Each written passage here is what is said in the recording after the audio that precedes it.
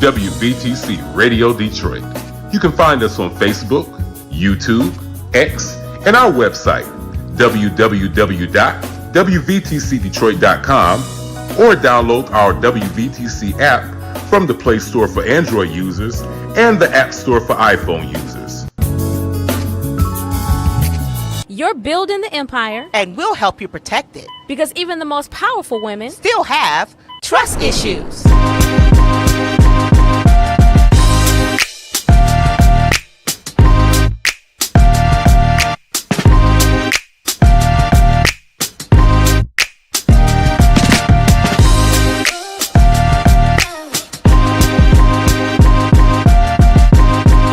Hey, girl. Hey, how are you? Oh, my God. Why you look so good today?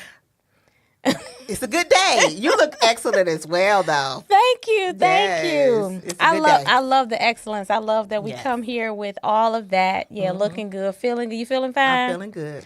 Yes, I'm so glad. Another day I get to do what I love to do with my girl. So I know. It's a good day. Amen. Yeah. Listen, y'all, welcome back to another episode of Trust Issues, the podcast where money meets mindset, legal meets legacy, and power meets protection. I am one of your hosts, Erica Hall, financial advisor and founder of EH Wealth Advisors. And I am Urenia Johnson of Ricks & Associates, PLLC. And we have some exciting things to talk about today. So I'm excited to get into it. Yeah, me too. But first of all, I just want to say congratulations. To me? Yes, congratulations, girl. Yes. Trust Issues, the podcast, now has officially 106 subscribers as of this show. As of this show. This is wonderful. Thank you to everyone that has subscribed. And we are so excited because it's nothing but up from here. So congratulations to you as well. Thank you. We're Thank doing you. it. Thank you very much. Thank you very much. Yes. So listen, y'all, if you are getting some good stuff out of this podcast, you enjoy what we're doing, we want to get monetized too. So y'all subscribe to the podcast. Come on, help your sisters out. Help your girls out, right? Yeah. Y'all know big perks come with subscribers. So we're gonna set a goal. Should we set a goal? 250? Yeah, 250. Get us to 250. 250. Yeah, let's do that. And we can do that really quickly. Yeah. 250, I think with we can your get there. help. Yes, with people. your help. Thank you. Share it with a friend. Make sure you share it with your friends and family, and we can get to that goal. Yeah, I think that we have to ask, right? Because people come up to me and say, "Yeah, I seen your podcast." I'm like, "Did you subscribe though? Did you subscribe?" So. We have to go that extra step, and I try to even go over it with them and say, "Hey, I'm gonna show you," because some people they don't know how to do it. They just look at podcasts and they just don't know that they need to actually subscribe. That gives us more support. So I do try to do that. They're like, "What do I need to do?" Glad you asked me. Pay us with your attention. Pay us with your attention. I love it. So this is going to be a good show. It is. This is going to be a good show. Talk? I'm ready. Let's get into it. Yes, let's talk about it. So we're talking today about guarding what you worked for. Now, isn't that important? It's very important. It's very important because if we were to add up everything that we have earned over a certain period, it's in the millions and millions of dollars. Yeah. And think of the money and the resources that go through our hands on a regular basis. Yes. And making sure that we guard it is an important thing to talk about. So I'm excited about that. It is because I think a lot of us or many of us we set these goals or we have this desire to have assets. Not more than just a house. We want to maybe own a business, and we want a couple of properties, or we want to invest in someone else's property, or business. But having many assets requires management. It does. In order to keep it. And you have to have something in place to protect, guard it, so that way that stream doesn't dry up. I'm always talking about multiple streams of income, right? And so we have to have ways where the stream is not drying up. Right. Or if we're given the scenario of like a bucket that we can plug the holes. Plug the hole. So all build of the foundation. Exactly. Yeah, so I like that analogy. Everything's not coming out of it. We want to make sure that we keep. It's fine to have multiple streams, but we want to make sure that we are able to guard and protect it and make sure that it keeps flowing. Yeah. And I like that analogy. That's good. The buckets. I definitely use that when it comes to planning. I like the pyramid too. The building a strong foundation. I use Luke 14. Talks about who's considering to build a house, but you must first consider what you're gonna start with. That you have enough to build, and that also goes into building that firm foundation. Because what I found when we get into it, that people like to start at the top of the pyramid. Like, I'm gonna start a business. I want to talk to you about a will and a trust, and some of the things aren't in place at the bottom, such as multiple streams of income to life insurance, to fund those businesses or to fund those dreams. So let's get into it. I think today we're starting just with the foundation, right? What's the foundation? What do you think the foundation or the fundamentals are that we need to look at? What do you think? I think it's cash flow management. I think it's budgeting. I think it is knowing the state of your flock. Come on, let me use some scripture. A good steward knows the state of his flock or the state of your assets. And so that comes with knowing. You should know the number of what's coming in off the top. You should know it. You should know how much you have coming in on a whatever period it is. Monthly is easy. It's easy. You know, you should know how much is coming in, and you should know how much is going out. And that's important, like you said, because then you can plan accordingly.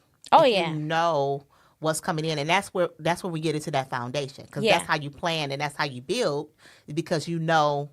Bottom line, what you're working with. Right? And you're not trying to build on something that's like unsure. Yeah. You know, and we know sometimes it can be depending upon what industry you're in. Like, you know, if you are an entrepreneur, sometimes it's kind of hard to gauge exactly what that, if you're not working like a 9 to 5, you're not working and things like that. But that's where the budgeting comes in, and that's where the forecasting comes in, and that's where you're looking at those scenarios to make sure that you still have that firm foundation.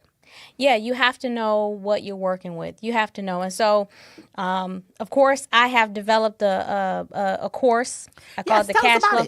It's called the Cash Flow Control course. Okay. Yeah, I've developed a course that will help you begin to walk you through those steps. Okay. Because you may not be bad with money. You just need the tools so that you can get really good at having. Once you develop that system, then you could duplicate it. You could put stuff on top of that system. Your household management, your business management, the next business.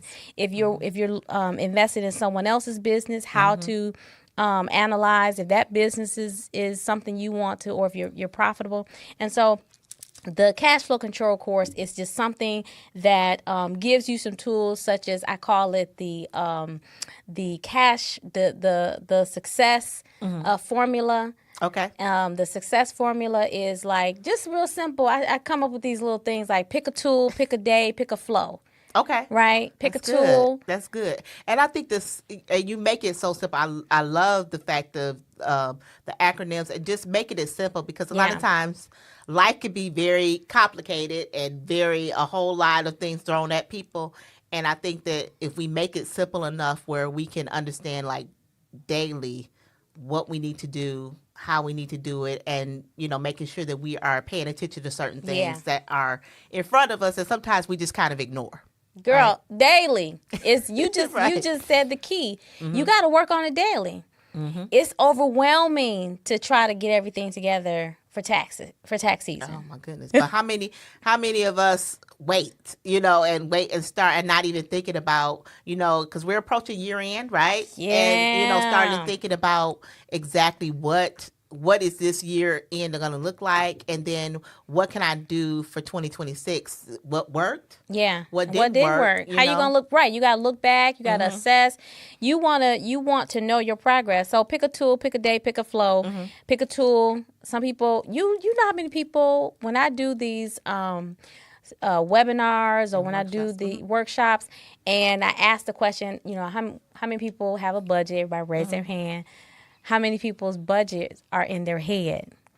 Do you know how many people raise Most their of the hand? time, that's what it is, because we think about, or I found myself doing this. I don't put everything down. Yeah. And I'll be like, oh yeah, I do that. Yeah. So getting people to put everything down sometimes can be a challenge, because it's just like sometimes it's out of sight, out of mind. You don't think about, hey, I do go to Starbucks on Sundays, right? Yeah, or I do spend this on this, or I'll be an impulsive shopper. Yes, but I want to show you how it's okay as long as you've assigned those dollars for shopping. Gotcha. If they're in your budget, yes, or it assigned, like you say. When you say assign, you mean put it down? I mean that you have set aside dollars, okay, to do whatever it is you want to do with them, because every dollar has been given an assignment. Okay. Every dollar has been allocated to where it's supposed to go. That I've set this money aside over here to do whatever it is I want to do. I don't have to feel guilty about impulsively buying. Sometimes it works against your budget when you don't have one, right? When you break in the budget. But if you set this money aside, and I'm using this pool of money that I can use for that, then it works. So what happens? Because 84% of people admit that they sometimes exceed their budget. What advice would you give people that are exceeding their budget? They say, okay, Erica, I have a budget. I have this set up. Yeah. But every month I'm set at $2,000, but I always spend $2,500. I always spend $2,500. I always spend $2,500. So what can I do? So, well, if you find yourself in that place, hopefully you've already gotten through those foundations. That means you already have some foundational things in place. So you've actually picked a tool. A budget. Yeah, you've picked a tool. You've chosen a tool, whatever that is, because now you know what your numbers are, right? If it's an Excel spreadsheet. Okay. Excel. Yeah. Excel spreadsheet, or one I love that I like to use is that Rocket Money, because one thing I like about that one is it tracks subscriptions. So you have to input everything in Rocket Money, right? No. You know? How does it know? Because you connect it uses Plaid.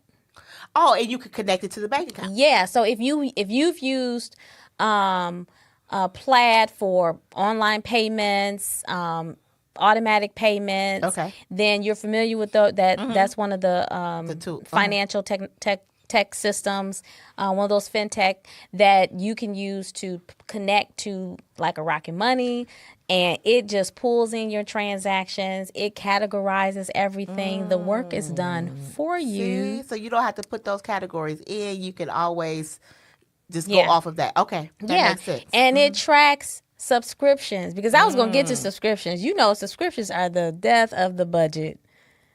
Subscriptions. That's one way that throws it off, right? Yeah. And so you were talking about the maintenance. We need to get your phone, go in there, go into settings, go into your account, and go into your subscriptions on a regular basis. That's just with the phone, right? On a regular basis, or at least a year. Once a year. Yes, because a lot of the things are not needed, and those things add up, and people don't understand. Like, it's like, you're like, okay, it's just $5.99, or it's just this, or it's just $12. Right. But what could you have used that for? What if $5.99 a month was going into your IRA, or $12 a month was going into your brokerage account? And how could it have grown? Yeah, on your side, on the other side of the net worth statement. Yeah. Exactly. As opposed to being a deduction, right? Yeah, as opposed to being a liability. Yep. So pick a tool, pick a flow. So I like if you are a hands-on person, you like to write it down. At least you have something and it's not in your head, because believe it or not, as beautiful and as magnificent and divine as the brain is, you can't keep track of everything. Yeah. And especially those periodic I was going to say, go ahead. Yeah, those periodic expenses. Yeah, and I was going to just say legally, even if anything ever comes up, you always want to make sure you have track records. So writing it down, that's definitely a great tool, or having it in an app. It just provides a track record. It makes things cleaner. And then from a legal perspective, you can actually still account for things. Yeah, definitely. Pick a flow. I say, or pick a day. So whatever day, you want to work according to your lifestyle. Okay.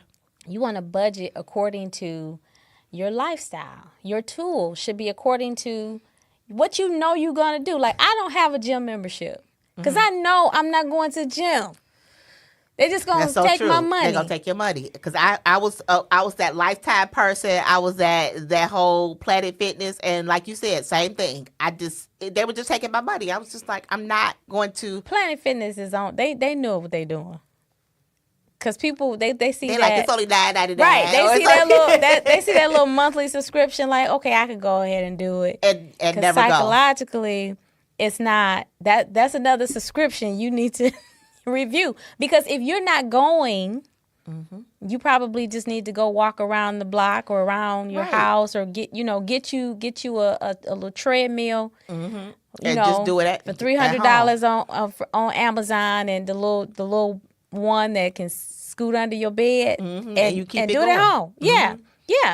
And now that $20 a month is going into your savings. Exactly. And it just creates more flexibility, and then it opens up the stream. It opens up for you to have more income that you could actually divert and put it in other places. Yeah. And that's going to help you in the long run. Definitely. And then I say, pick a day, pick your day that you have that space that you set aside. You go into your corner, your desk, wherever it is, you should have something, a space, a corner in your home. And your budget you should work on your budget based on when you get paid.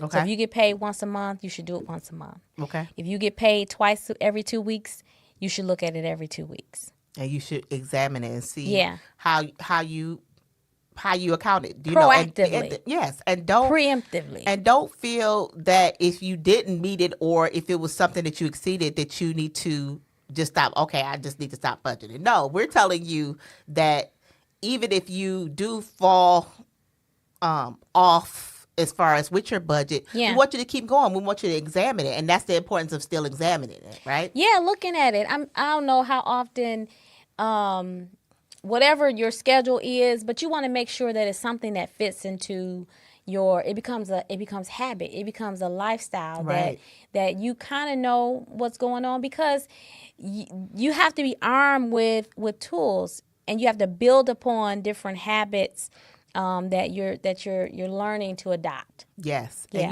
And you have to keep referencing those, reminding, going back, and just being flexible enough to say, hey, I didn't make it this week, but when I examine it, my goal is, set yourself some goals. Yeah, definitely. So you asked the question, you said, okay, so now my budget is $2,000. It's blown. $2,500. Okay, so my next tool, and I'm gonna give this one away. It's called a budget blueprint. Okay. Right.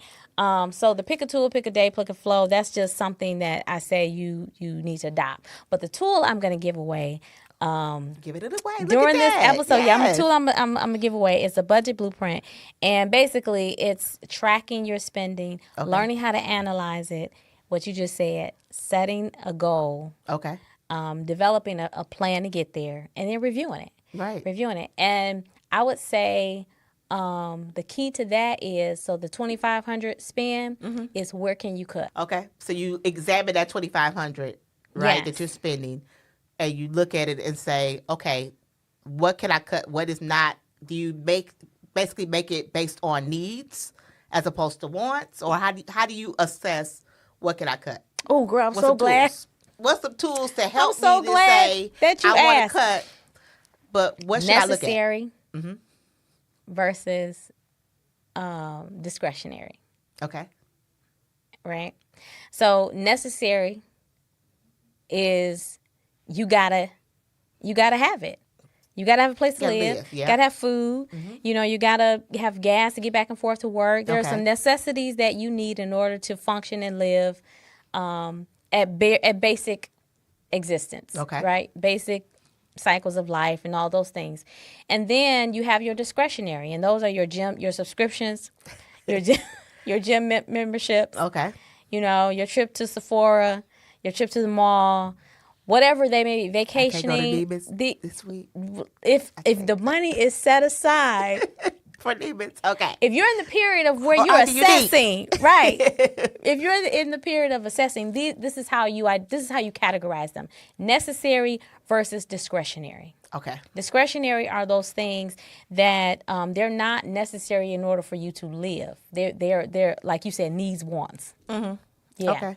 And that makes sense. And I think that it sounds like your tool is excellent. So I'm encouraging all of our podcast listeners, viewers, to make sure you check in our link. Yes. It's going to be a link for you to get this free. Now, I just wanted to get you started. Yes. And I think this is an excellent tool. If you have made up in your mind that you want to make sure that you want to guard what you have acquired, what you've earned, and you want some tools in order to do this, this is great. Yeah. This is great to have those tools, because I think that it will help overall, no matter what stage you're in. Yeah. I think that it will help. No matter what stage you're in, because you're going to have to adjust it as you grow through different stages. Another one is periodic versus, you have monthly expenses, and then you have those periodic expenses like annual taxes or insurance. Large lump sum payouts that you have to prepare for, things like that. So, but I want to ask you a question. Okay. So after you've gotten those things together and you decide, I say budget based on your lifestyle.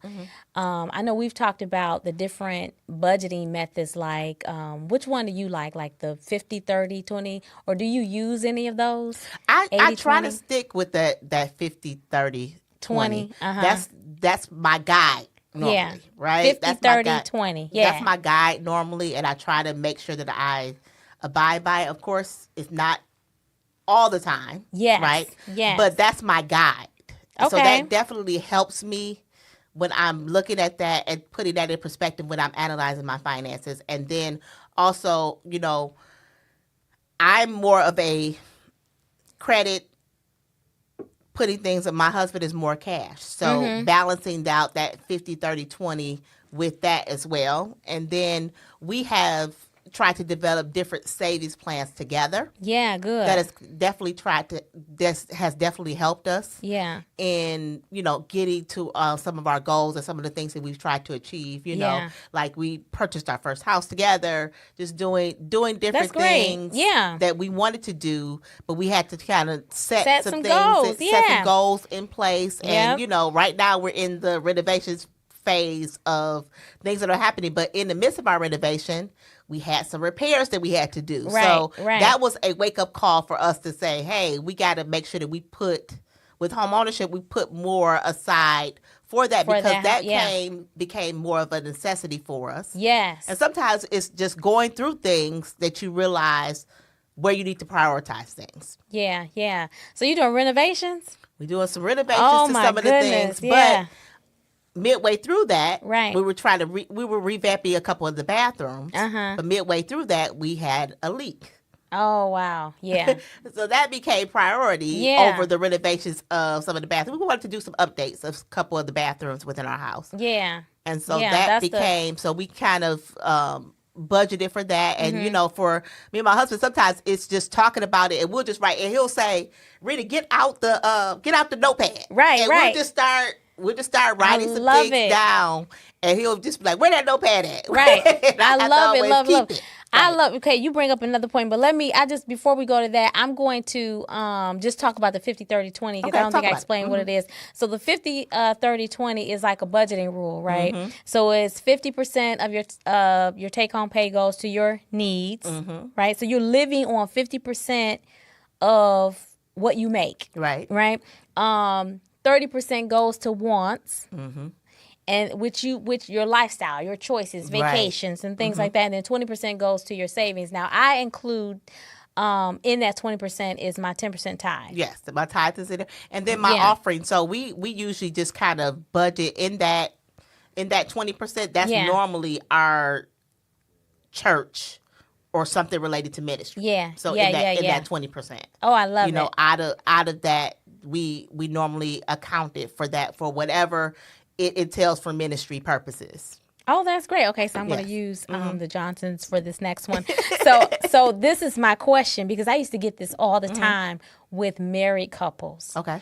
Budgeting together, because periodic expenses can be budget busters, but not being on the same page can be, I mean, it can end a marriage. It can end a marriage. And I think that the over communication finances, and understanding each other's perspective and listening. Yeah. Because as I stated, you know, my husband is more of cash, and it was a lot when we were purchasing our first home, because my husband, he was really kind of fed up with it. I was used to the process because, you know, I do real estate law. Yeah. I'm all opposed to it. He's just like, this is too much. They're asking for too much. This is just, you know, they just underwriting process. Yes. It's just too much. Maybe we shouldn't even do this. Yeah. You know, and I just had to be like, honey, this is part of what's required. We gotta do this. Yes. We gotta do that. So Right. he is just not that meeting person. So I was down for it. Like, meeting, okay, explain to me what's going, because that's what I do. Right. Right? Right. So it was that balance, but I heard his frustration and I tried to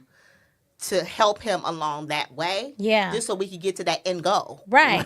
Right. So I think it's just understanding. And y'all did it. Yeah, we did it. And he said, I'm listening to you. Right. But that's we're gonna make this work. But understanding your mate's perspective. He understood that he had to rely on me to do those things. Yeah. But I also couldn't just be like, we gonna do this and, you know, you just need to get over it. Yeah. You know, type of thing. Yeah. And I also, but when it comes to budgeting and discerning whether we're going to spend out of that, even that once pile, he is definitely, I have to yield to him, because he is definitely more of the thinker that, okay, we got these things coming up, Rena, we got to start thinking about those things. Because I'm just like, no, we could do that. Yeah. So it's just, so I had to take a step back. Wow. Yeah. And evaluate things and say, this is for the greater, so I can sounds like a great collaboration, great team. You know, and that's usually what I will find, is that you had the saver and the spender,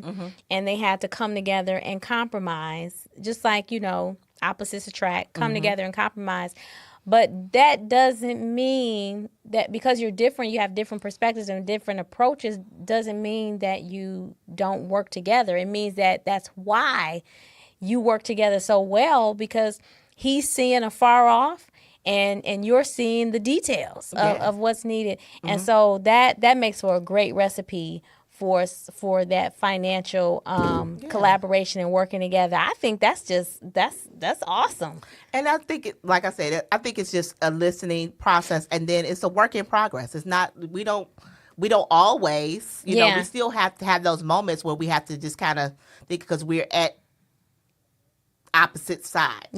Opposite sides. Things, and life changes. He sees things and he has experiences that you will never, so on and so forth. And so the last piece I'll say for that person who's busting the budget, $2,500 and it's supposed to be $2,000, you know, you can plug your numbers in, is you have a couple of choices. Okay. You can either live on less, you can earn more, and you can get in control by making sure some things you can do. You can restructure how your bills come out. You can call and change the date in which bills are due, so they're at a more opportune time to fit in the budget that you set forth. You could also earn more. So maybe if you can't, we talked about multiple streams of income. If you're not earning what you need to earn on the job, maybe you could consider some other industries. Right. Yeah. Right. And just kind of look at, and I like the fact that you gave options, because I think a lot of times people just think, well, I've blown it. Only thing I could do is just stop spending. Yeah. As opposed to, okay, if you're just doing that and you're not really examining what's like the root behind it and what you can do to adjust, I think that giving people more options and tools because everybody's different. Yeah. And I think it takes a little while to figure out that, okay, I'm in this industry, or based on what I earn. Mm-hmm. Once you've done that budget, you're like, okay, this is what I have coming in doesn't match the obligations for what I have going out. Mm-hmm. What can I do?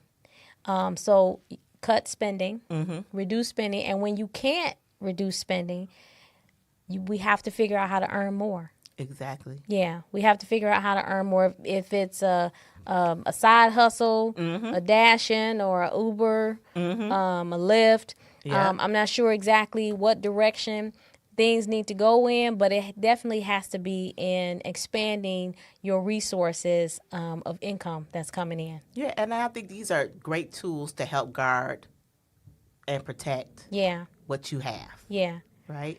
And then to give additional tools to help so you can expand. I think the what you have and what you're offering to individuals helps them not only for right now, but it helps them to expand their thinking too. Yeah. In the back of my mind, I hear somebody saying, well, I'm doing the best I can. Mm-hmm. The bottom line here is this is foundation. It is. This is foundation. And because people come and talk a lot about where they see themselves, things they want to accomplish, they'll hear you talking about wills and trusts, protecting your estate, doing estate planning. But some of those foundational things just aren't in place. So that's what this is. I know it's hard out here. It is. Right? It is. It's not, and we're not discounting that. We're not saying that it's not hard to think about some of those things, but there are tools that are available to help you along the way. Yeah. And so people will they'll scour the Google, the internet, and how to do this, how to do that. Basically, how to apply those things to your life is most important. It is. Did you know that you can cancel this? Did you know that you can move that to fit your budget? That's true. Your lifestyle. That's true. Right? And you can do it. Yeah. You can definitely do it. You can rebound from things. You can actually, if you have set a budget and it has not been working for you, there are some tools, there's some ways that you can actually rebound from that and actually be successful in guarding what you've earned. Oh, yeah. So we're going to protect it? We're going to protect it. Yeah. That's what we're going to do. And tell us a little bit more about where they can get these tools from. Oh, great. Listen, I'm going to put the link in the description. So when you watch this episode, be sure to check the link so you can get that free gift. We like to give away free stuff. We do. Get that free gift.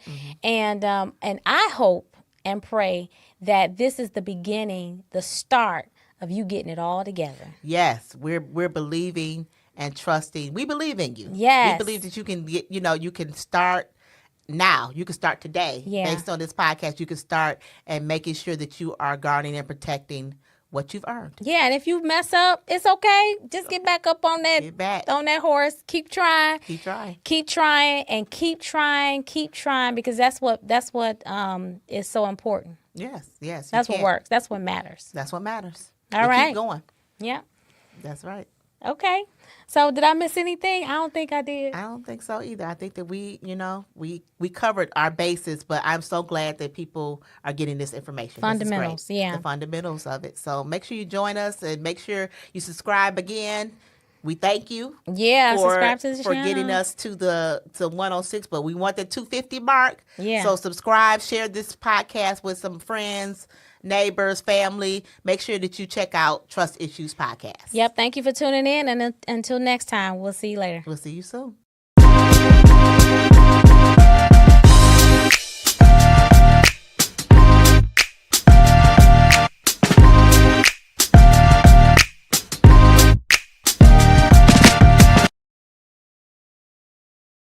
Hey, this is Mary, and you know me. All I do is win. Tune in to WVTC Detroit. You will be blessed.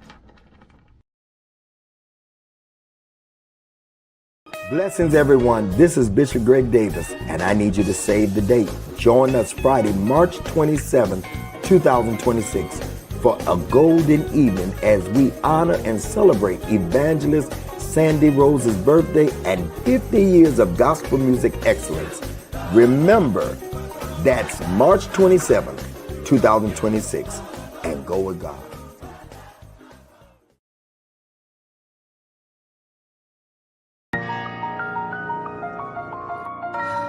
Okay. You ain't changing your mind now, have you? We're about to be one big happy family. I'm just hoping I can trust you to return my love. I mean, as much as I know how to love. Did you sleep with him? No! This is toxic. Don't become the thing that hurt you. And what is that? Bitterness. I really needed you when Daddy died. Girl, look, there you go with what you need. This not about you. Didn't you find God for that? I'm not here to meet your needs. I understand that you love her. I get it. But like this, right here, this is toxic. Toxic? Man, who's you talking to like that? And we're here at the Davidson High School for the first game of the season. Look, I'm sorry, sir, but we will all run it for our lives. Hope you enjoy being used, man. Man, what? No. You better find someone else to play with, bro. Oh, come on. You both know you ain't about to hit nothing but a high note. You better sit down. My Bible tells me that the wages of sin is death. That's wages, honey, not wedges. I know what it says, Miss Sunday School teacher. I see that one is coming to the altar. Now is the time. Singing and praying with my mind. Cut! How you gonna cut singing and praying?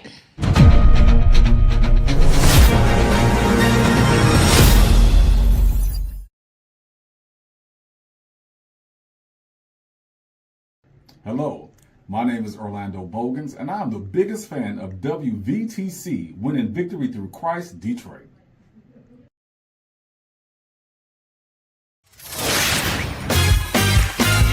This is WVTC Detroit, your award-winning gospel internet radio station.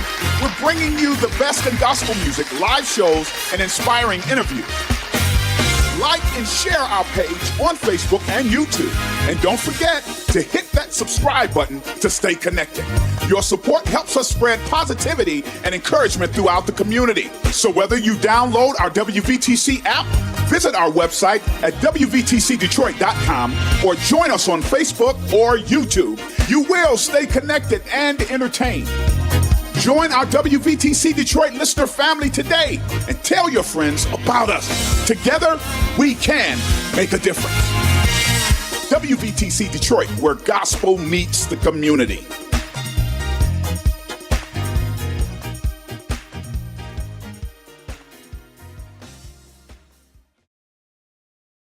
Go to your Apple or Google Play Store and download the WVTC Gospel Radio app today. You can also say, Alexa, play WVTC Radio Skills. Would you like to play WVTC Radio Network? Absolutely. Download it today. You're listening to WVTC Gospel Radio Detroit, and we're flowing in the Spirit.